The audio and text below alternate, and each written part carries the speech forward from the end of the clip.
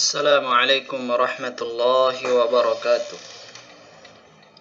Alhamdulillah, wassalatu wassalamu ala rasulillah wa ala alihi wa ashabihi wa man walah, wa la hawla wa la quwwata illa billah, amma ba'd. Para santri yang dimuliakan Allah, alhamdulillah, pada kesempatan kali ini kita masih dapat melanjutkan pembahasan kitab Al-Firqah An-Najiyah, dan kita telah memasuki pembahasan tentang akidah Al-Firqah An-Najiyah.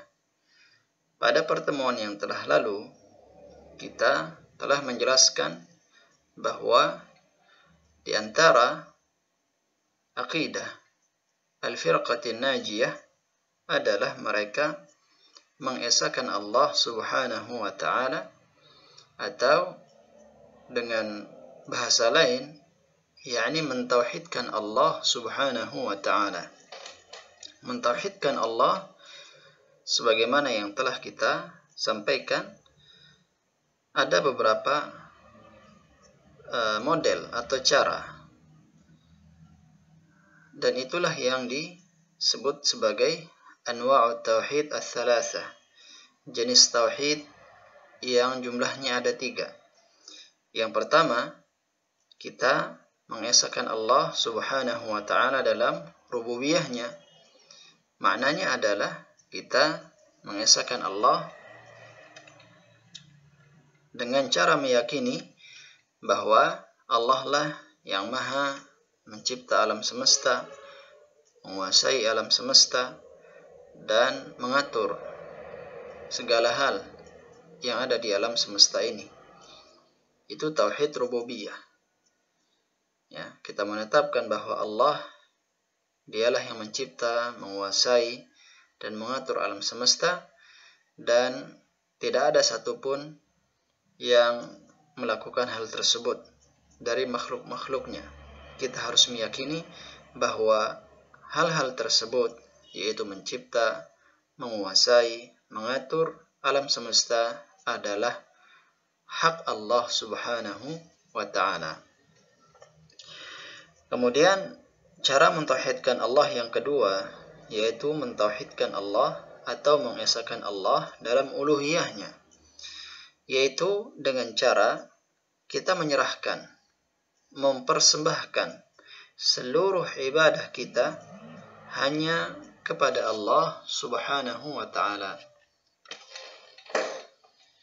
Seluruh ibadah kita, salat, puasa, zakat, zikir, baca Al-Quran, rasa takut, rasa cinta, rasa harap, semua ibadah tersebut hanya kita berikan, kita persembahkan kepada Allah subhanahu wa ta'ala, dan tidak kita persembahkan kepada selain Allah. Ini cara yang kedua. Kemudian yang ketiga, inilah yang akan kita bahas pada kesempatan kali ini. Syekh Jamil Zainu mengatakan tauhidul asma'i was sifat, yaitu tauhid nama-nama dan sifat-sifat Allah subhanahu wa ta'ala.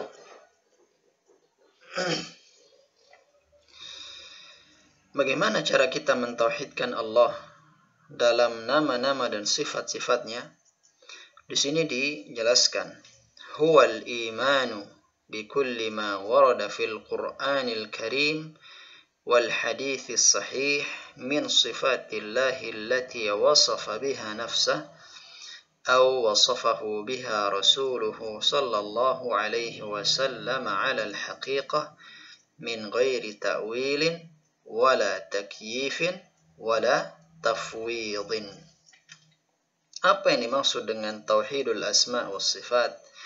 Huwal imanu, yaitu beriman, bikulli ma warad, dengan setiap yang datang, fil Qur'anil Karim, dalam atau pada Al-Quran Al-Karim, dan hadis yang sahih min sifatillah, dari sifat-sifat Allah subhanahu wa ta'ala. Jadi ini cara yang ketiga kita mentauhidkan Allah subhanahu wa ta'ala, yaitu dengan cara kita mengimani nama-nama dan sifat-sifat Allah subhanahu wa ta'ala yang terdapat di dalam Al-Quran dan hadis. Kita harus meyakini bahwa sifat-sifat tersebut adalah sifat Allah subhanahu wa ta'ala. Nama-nama yang Allah sebutkan bagi dirinya itu adalah nama-nama Allah. Kita wajib mengimaninya. Allati wasafa biha nafsah, yang mana Allah sifati dirinya dengan sifat-sifat tersebut. Aw wasafahu biha rasuluhu sallallahu alaihi wasallam, atau yang disifatkan oleh Rasulullah sallallahu alaihi wasallam. Jadi ada nama-nama dan sifat Allah yang disebutkan oleh Allah dalam Al-Quran. Demikian juga ada nama-nama Allah dan sifat-sifat Allah yang disebutkan oleh Rasulullah sallallahu alaihi wasallam di dalam hadis. Kedua-duanya harus kita imani, harus kita yakini bahwa itu adalah nama dan sifat Allah. Alal haqiqah, sesuai dengan hakikatnya. Min ghairi ta'wil, tanpa ditakwil. Wala takyif, tanpa ditakyif. Wala tafwid, tanpa ditafwid. Nanti kita akan jelaskan apa yang dimaksud dengan takwil, takyif, dan tafwid. Kemudian beliau mengatakan kalistiwa'i wan nuzul wal yadi wal maji. Contoh sifat Allah subhanahu wa ta'ala yang disebutkan dalam Al-Quran maupun hadis, al-istiwa, ya, atau yang biasa disebut dalam terjemahan Indonesia artinya bersemayam atau berada di atas. Wan nuzul, kemudian sifat yang berikutnya yaitu Allah turun, ya, sebagaimana yang disebutkan dalam hadis yang berbunyi yanzilu rabbuna tabaraka wa ta'ala ila as-sama'i dunya hina yabqa thuluthul lailil akhir. Allah subhanahu wa ta'ala turun ke langit dunia ketika telah tersisa sepertiga dari waktu malam. Nah, ini ya hadis yang menunjukkan sifat Allah subhanahu wa ta'ala turun ke langit dunia. Waliyad, di antara sifat Allah, tangan. Allah memiliki tangan.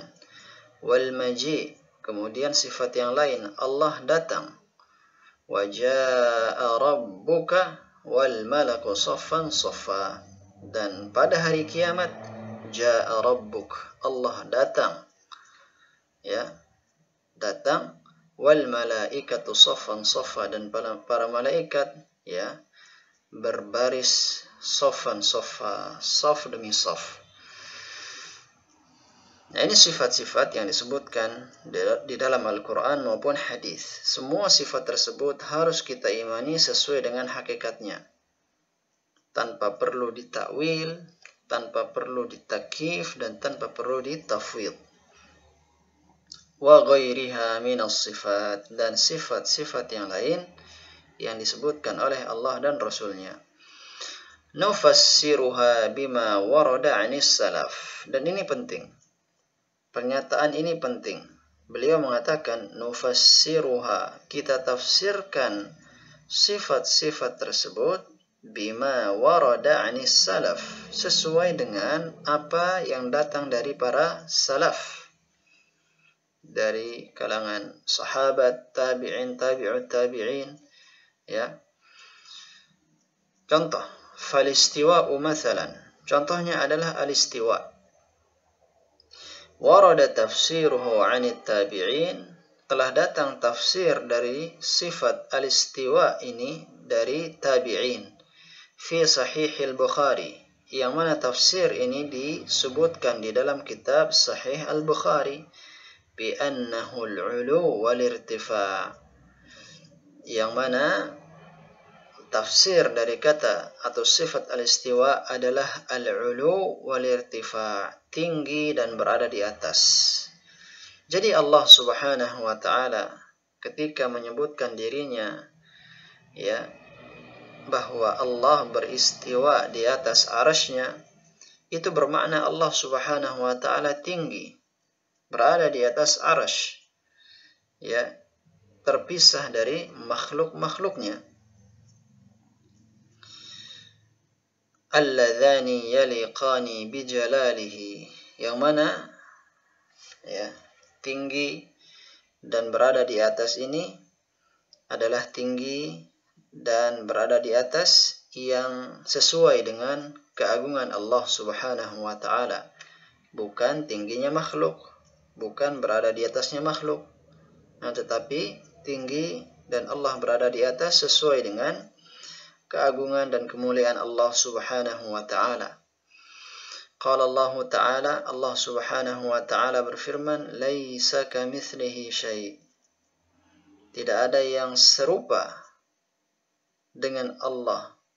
Wa huwas sami'ul basir, dan Allah Subhanahu wa taala as-sami', Maha mendengar, al-basir, Maha melihat. Ayat ini merupakan kaidah yang sangat agung dalam pembahasan nama-nama dan sifat-sifat Allah Subhanahu wa taala.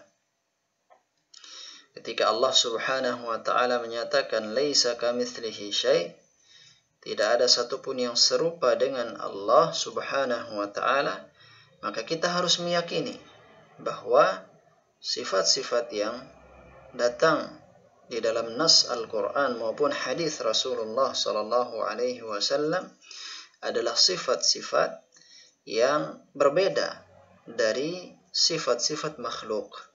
Seperti contoh al-istiwa ini.